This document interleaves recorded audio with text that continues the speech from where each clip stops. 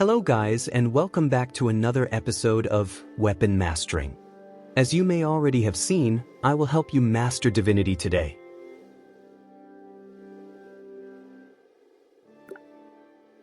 If you watched the other episode already, you may know what I will talk about in this video. The stats and abilities, the best team, the best gear and some tips and tricks for mastering Divinity. Let's look at the stats plus abilities. Divinity has alright M1 damage, it has 55% crit chance and 30% flame. The flame really helps with the DPS. As you may know or not know, Vaulteds always have two abilities instead of one. This is very overpowered and this is why Vaulteds are limited weapons. Let's showcase the abilities. The first ability is a lightning chain just like Eye of Smite, but this one is around you. It also gives you a shield.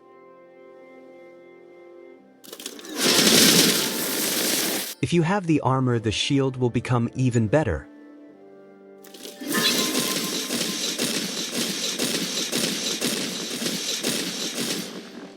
The second ability is very good for bosses.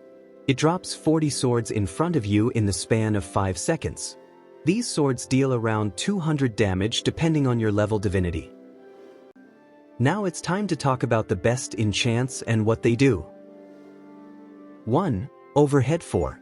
This enchant gives you 80% more damage on your M1 and abilities when you are in the air. If not in the air, the debuff is 40% less damage. 2. Aerodynamics. This enchant gives you a damage boost the more spirits you have. Debuff is minus 20% health per level. 3. Smite. This enchant gives a 20% for a lightning strike that deals damage and stuns enemies. 4. Wind Gust 1. This enchant creates a tornado, pulling everyone to you. 5. Stamina Spirits. Collecting spirits gives you a lot of stamina.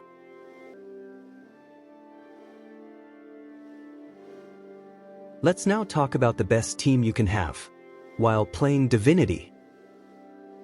The best teammate you can have is without a doubt a Raven player. This is because of two reasons. 1. The first Raven ability makes your cooldown very short.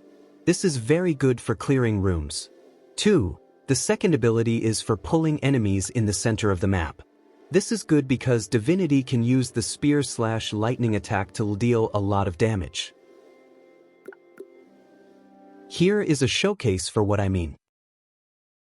Here you can see the Raven ability pulling a lot of enemies into the center. If the enemies are still alive, you can also use the first ability like me.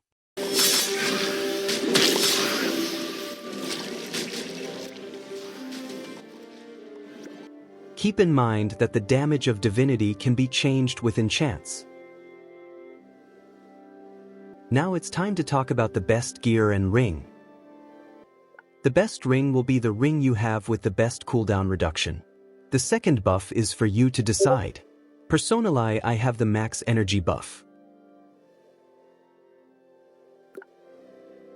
Sorry, it's turning night, so the visuals are a bit bad.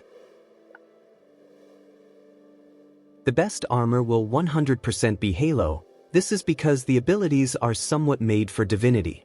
The shield makes it a better shield so you keep your spirits, and the second ability is that you can spear stab a lot further and everyone you stab will drop a spirit.